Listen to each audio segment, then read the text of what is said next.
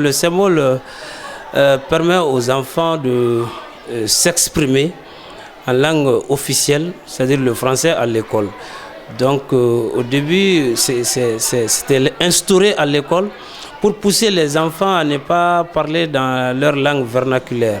Donc le sens qu'on peut donner au symbole à l'école, c'est de permettre aux enfants de s'exprimer en français, en dehors des langues maternelles. Bon, on peut dire qu'il y a eu évolution, mais à des époques différentes. Parce que quand vous regardez le système éducatif malien aujourd'hui, quand on veut exiger que les enfants s'expriment en français, il faut qu'au préalable, à la base, les enfants n'apprennent à l'école que le français. Mais quand vous regardez le système aujourd'hui, au niveau des classes primaires, en première année, deuxième année, ainsi que suite, les enfants suivent des cours dans les langues maternelles.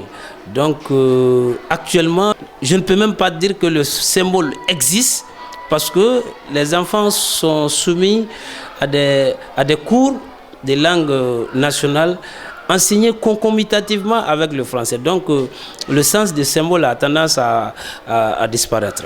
Le symbole, ça permet à l'élève de briser le complexe qu'il a, de s'exprimer en français et avec ses camarades, bien envers le maître ou bien l'administration scolaire, bien dans la vie courante même. Le symbole, en le mettant en classe, on dit que tout enfant qu'on surprend en train de parler une autre langue que le français, on lui remet le symbole.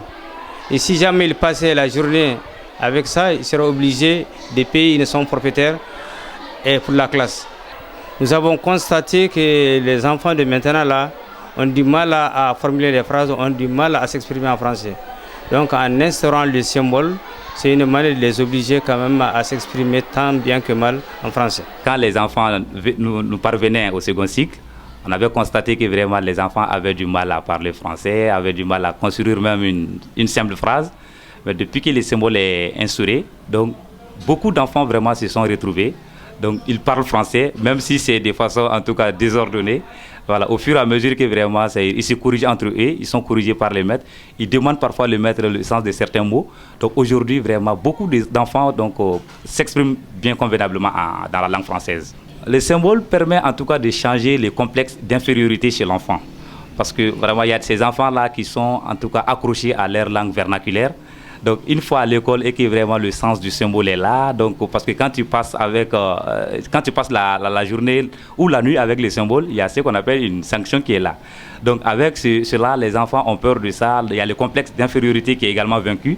Donc les enfants vraiment se débrouillent à parler français. Donc ils se corrigent petit à petit entre eux, donc ça les perfectionne.